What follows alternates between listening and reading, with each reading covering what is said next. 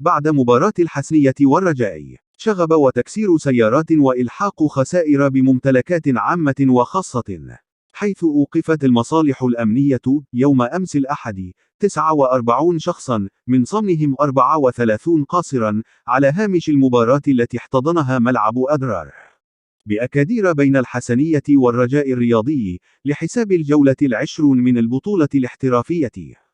وذكرت تقارير إعلامية نقلا عن مصادر أمنية أن العمليات التي باشرتها مصالح ولاية أمن أكادير قد قادت لتوقيف المشتبه فيهم، على خلفية تورطهم في أعمال الشغب الرياضي والتراشق بالحجارة المقرون بإلحاق خسائر مادية بممتلكات عامة. كما تورط الموقوفون في إلحاق خسائر ب7 سيارات خاصة وسيارتين تابعتين للأمن الوطني، هذا إلى جانب التسبب في إصابة مجموعة من عناصر القوات العمومية، وفي الوقت الذي جرى فيه وضع المشتبه فيهم الراشدين تحت تدابير الحراسة النظرية مقابل الاحتفاظ بالقاصرين تحت المراقبة رهن إشارة البحث القضائي. لا زالت العمليات متواصلة لرصد المزيد من المشتبه تورطهم في أحداث الشغب التي كان محيط ملعب أكادير الكبير مسرحا لها.